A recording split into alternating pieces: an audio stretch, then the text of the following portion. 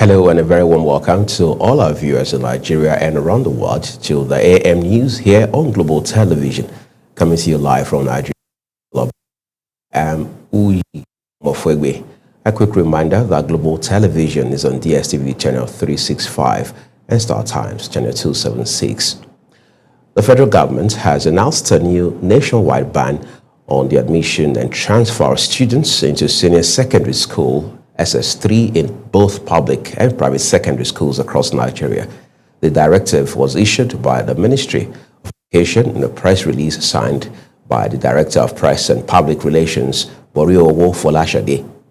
The press release stated that the decision was taken following growing concerns over the increasing incidence of examination malpractice, including the use of so-called special centers during external examinations. The Nigeria Labour Congress (NLC) has vowed that there is no going back on its planned nationwide protest scheduled for December 17 against the wave of insecurity confronting the country. National President of the Union, Joe Ajaero, made this vow shortly after a courtesy visit to the chairman of the 19 Northern States Governors Forum and Governor of Gombe State, Inowa Yahaya. He stated that the protest would demand decisive government action against insecurity, stressing that the situation now affects every Nigerian, regardless of status or occupation.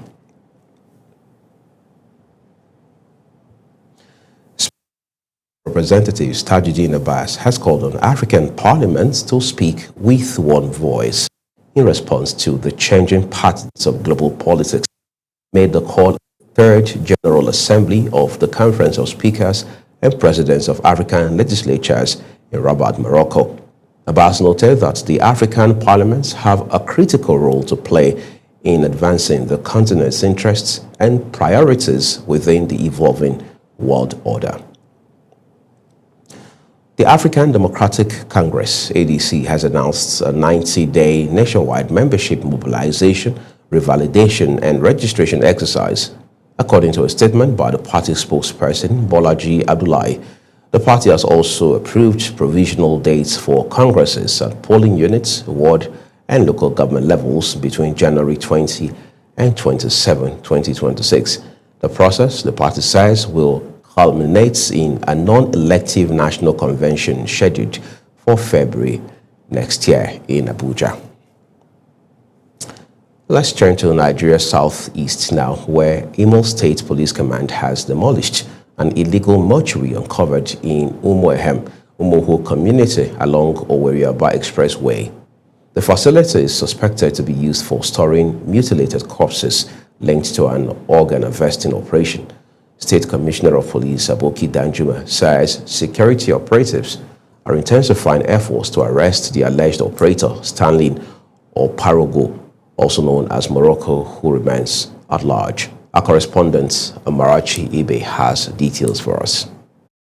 Days after the Imo State Police Command uncovers the illegal mortuary in Umechim Umuhu community, a joint team of security personnel and state officials returned to the site.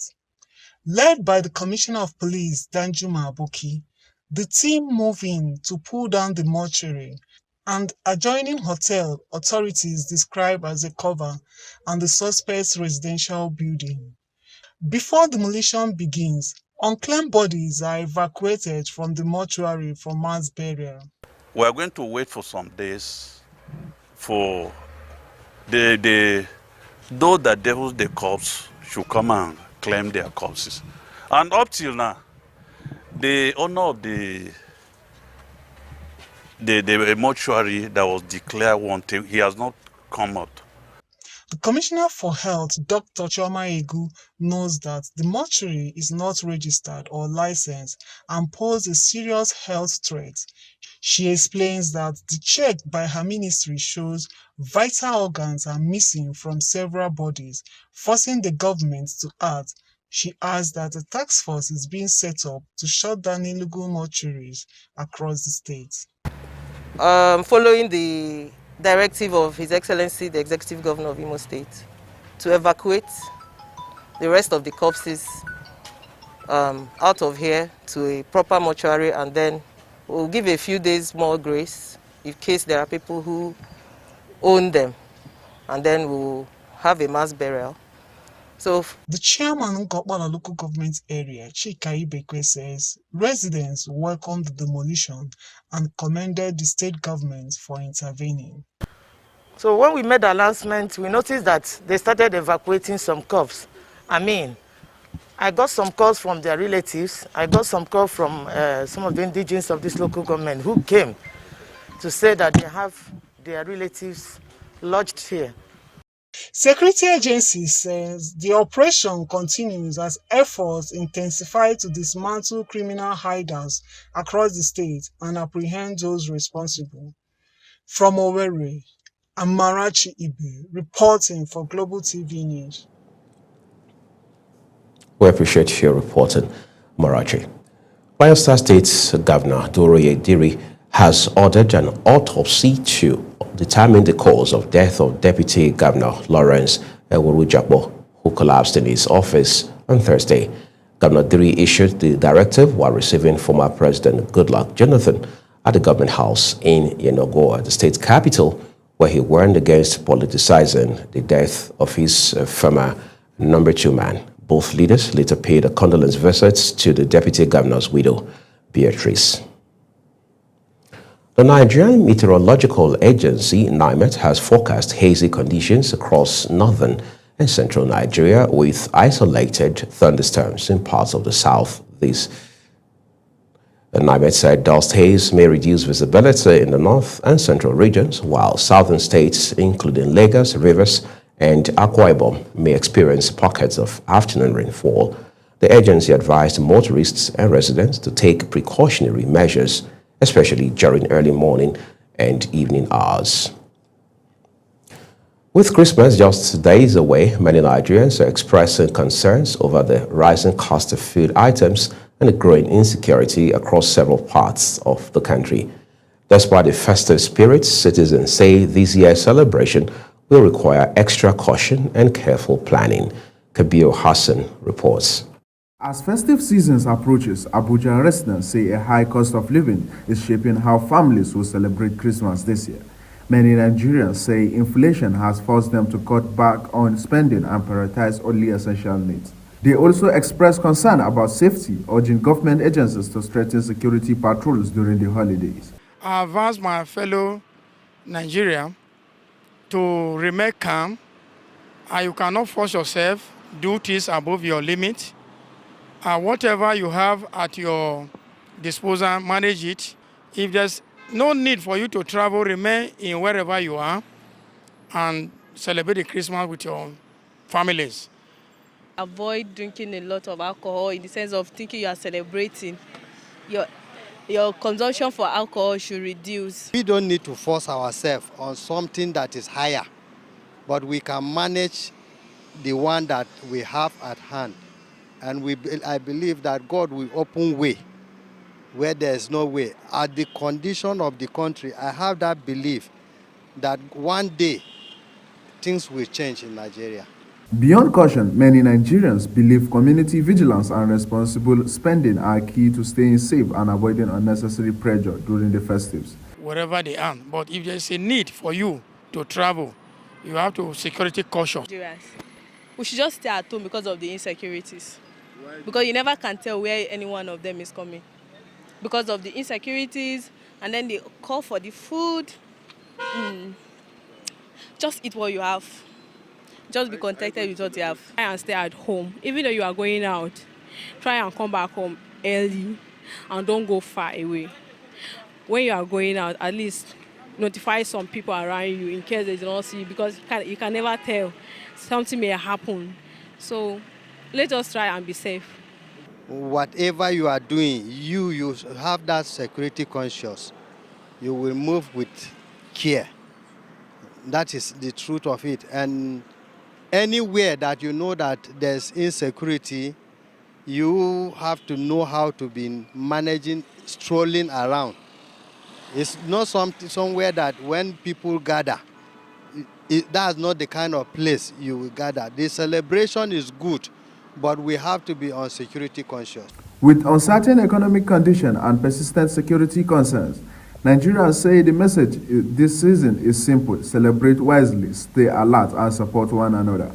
Kabir Hassan, reporting for Global TV News.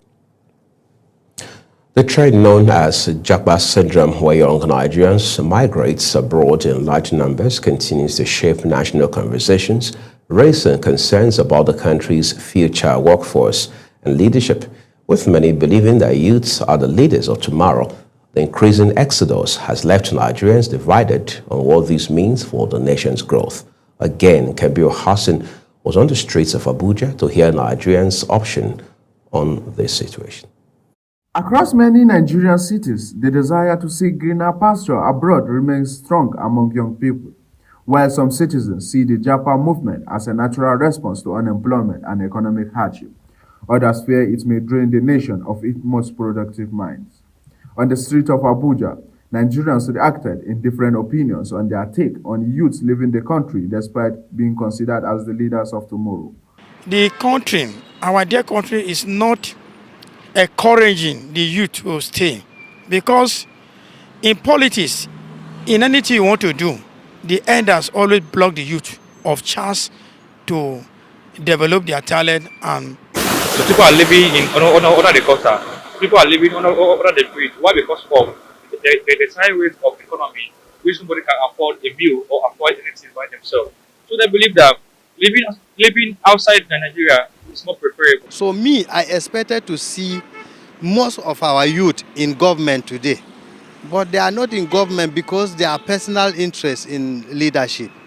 All what I am trying to advise the youth, let them stay behind, so that at least we will struggle to see that Nigeria is better. For many respondents, the mass migration of skilled and educated youths is worrying. They argue that Nigeria risks losing its best innovators, professionals, and thinkers at a time when their contribution is most needed.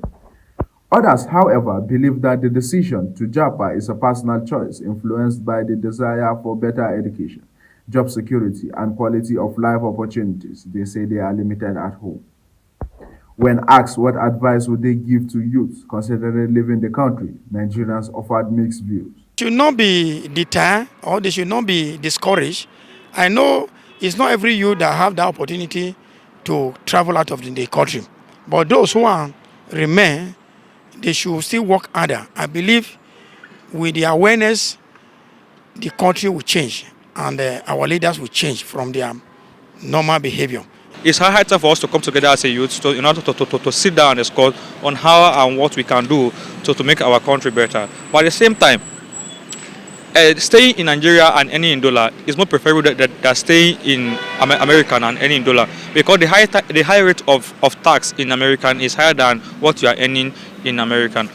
No, my advice is for those that are leaving, they could have get patient. Let us remain to see when God will intervene in our situation. Nigeria will get better. As the debate continues, one thing remains clear. The Japa syndrome has become a defining reality for many Nigerian families and a pressing issue for policymakers. Kabir Hassan, reporting for Global TV News. Thank you so very much, Kabir. This is Global Television. You're watching the live broadcast of the AM News. When the rest of the news returns, Thailand declares curfew along coasts as Cambodia border fighting spreads. Details coming shortly, plus business and sports stories on the other side of this break for you. Please stay with us.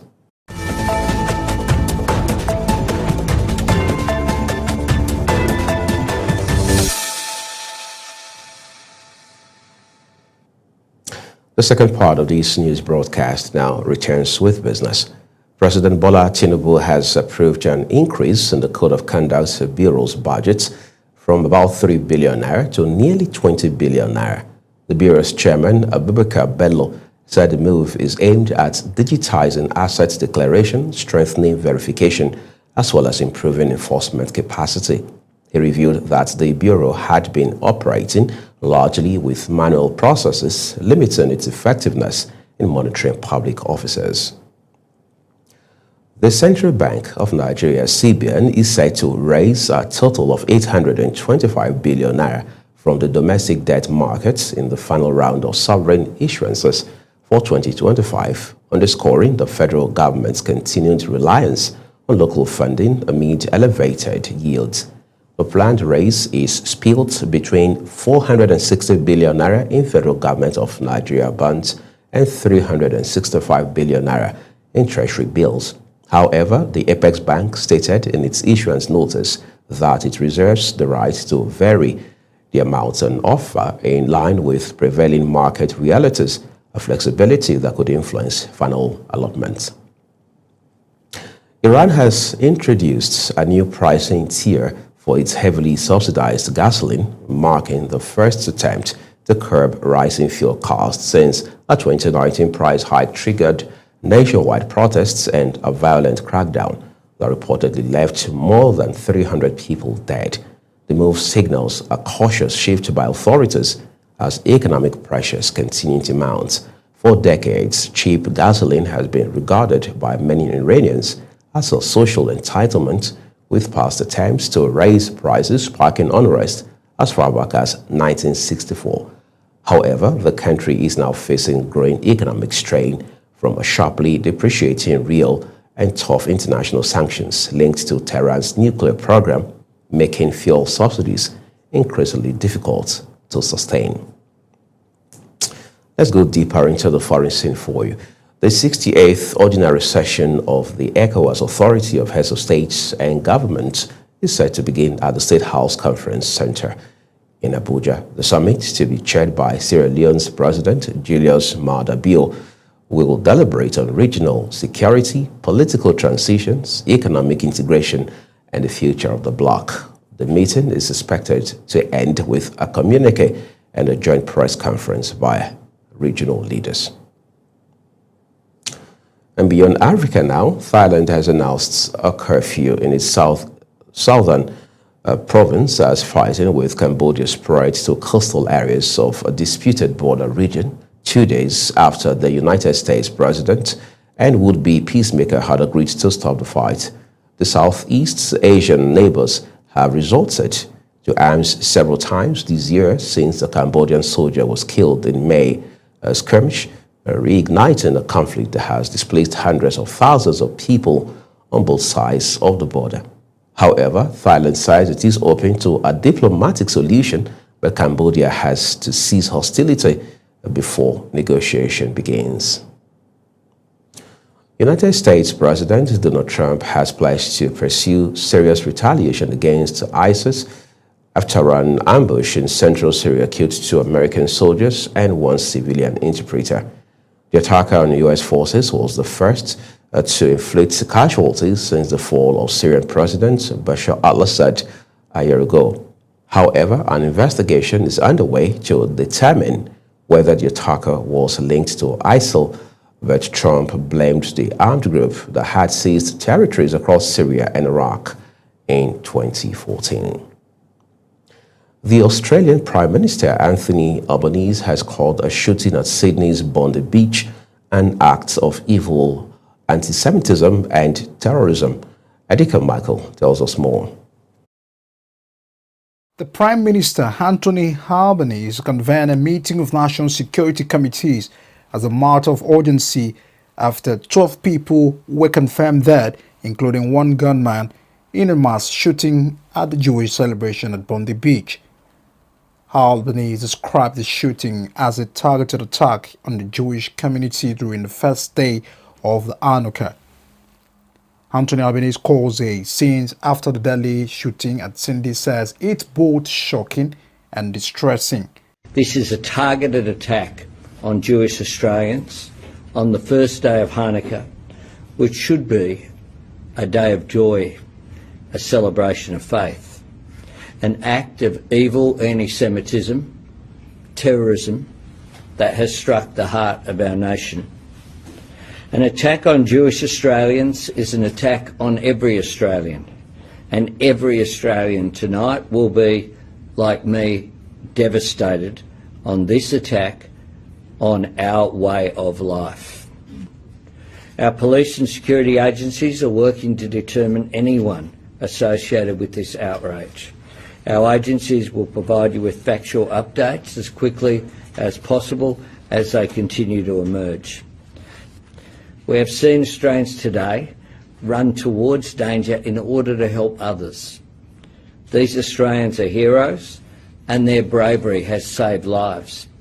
As Prime Minister, I say on behalf of all Australians to the Jewish community, we stand with you, we embrace you, and we reaffirm tonight that you have every right to be proud of who you are and what you believe. You have the right to worship and study and live and work in peace and safety, and you enrich us as a nation. You should never have to endure the loss that you have suffered today. You should never know the fear that you know tonight. We will dedicate every resource required to making sure you are safe and protected. You are Australian, and all Australians are with you today and every day. World leaders have also reacted, from French President Emmanuel Macron condemning the shooting as an anti-Semitic attack and vowed to continue fighting against the anti-Semitic hatred. Italian Premier Giorgia Meloni offered condolences and called for firm resolve against any form of violence and anti-Semitism. Israel President Isaac Herzog was among the first to comment publicly, saying that his heart goes out to Jewish sisters and brothers in Sindhi who have been attacked by the vile terrorists as they want to light the first candle of Hanukkah. Prior to this sad incident, a Hanukkah celebration is one of the most important events in the Jewish calendar, which was taking place at the famed beach where around 1,000 people showed up to participate. Deacon Michael reporting for Global TV News. Well, thank you so much, Adika. Let's now turn to the ever-exciting world of sports for you.